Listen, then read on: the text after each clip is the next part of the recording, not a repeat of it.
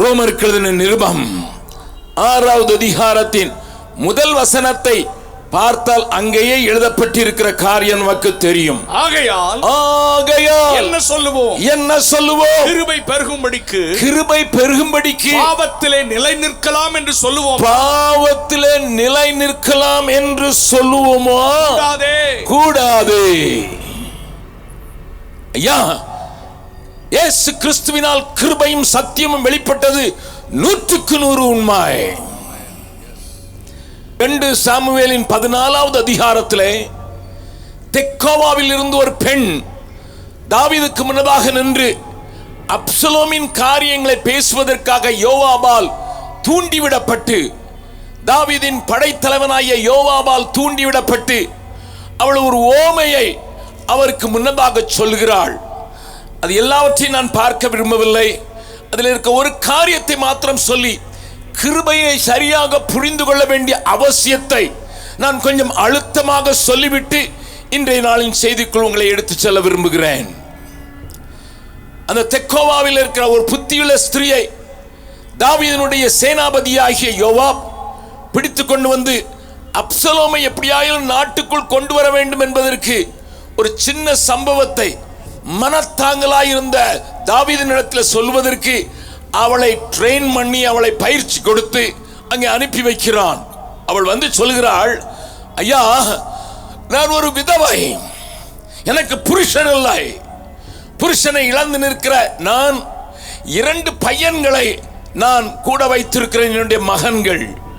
அந்த 2 மகன்களும் 2 பேருக்குள்ளே ஒரு சின்ன தகராறு வந்து ஒருவரோடு ஒரு அடித்துக் கொள்ளும் போது அவர்களை விலக்குவதற்கு அங்கே யாரும் இல்லாதபடியினாலே, அவர்களுக்குள்ளே ஒரு முரட்டுத்தனம் காணப்பட்டதினாலே ஒரு மகன் இன்னொரு மகனை கொன்று விட்டான்.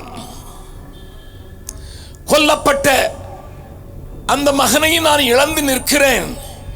எனக்கு இருப்பதெல்லாம் ஒரே ஒரு சின்ன அக்கினி பொறிதான். புருஷனும் இல்லை, என்னுடைய அடுத்த மகனும் இல்லை. நான் வாழ்வதற்கு, அந்த நிழலின் கீழே வாழ்வதற்கு இப்பொழுது எனக்கு இருக்கிறதெல்லாம் ஒரே ஒரு மகன்தான். ஆனால் ஊராரும் மூப்பர்களும் பெரியவர்களும் என்னை சுற்றி வாழ்கிறவர்களும் நியாய பிரமாணத்தின்படி இவன் கொலை செய்யப்பட வேண்டும் என்றுதான் கூக்குரலிடுகிறார்கள், கொல்ல முயற்சிக்கிறார்கள். எப்படியோ என் பிள்ளையை அவருடைய கோபத்தில் இருந்து காப்பாற்றிவிட்டு உம்மிடத்தில் தயவு கேட்கிறதற்கு வந்திருக்கிறேன், உம்மிடத்தில் இரக்கம் கேட்கிறதற்கு வந்திருக்கிறேன்.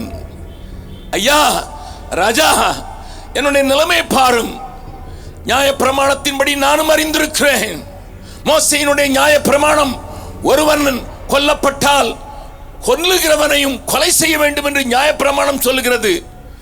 பட் இந்த நேரத்தில் அந்த நியாய பிரமாணம் என் மேல் பாயுமானால், அல்லது என்னுடைய மீதம் இருக்கிற குழந்தையும் கொல்லுமானால், என்னுடைய நிலைமையை கொஞ்சம் பாருங்கள் ராஜா என்று உணர்த்துவிக்கும்படியாக ஒரு காரியத்தை சொல்கிறாள். என்னையா கிருபை என்ன அர்த்தம் தெரியுமா? கிருபை என்ன அர்த்தம்? நியாய பிரமாணத்தின்படி நானும் நீங்களும் கொல்லப்பட வேண்டும்.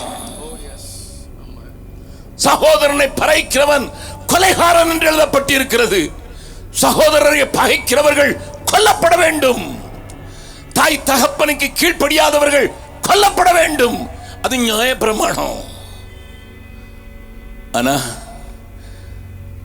தயவாக இரக்கத்தில் ஐஸ்வர்யமுள்ள பிதா தன்னுடைய குமாரன் அந்த இடத்தில் அடித்து விட்ட அந்த கிரியை நிமித்தம் என் மேல கிருபை பொழிந்ததினாலே கொலைக்கு நியமிக்கப்பட்ட நான் காக்கப்படுகிறேன். கரங்களை உயர்த்தி ஆண்டவருக்கு ஒரு பெரிய ஹல்லேலூயா சொல்லலாமா? ஹல்லேலூயா.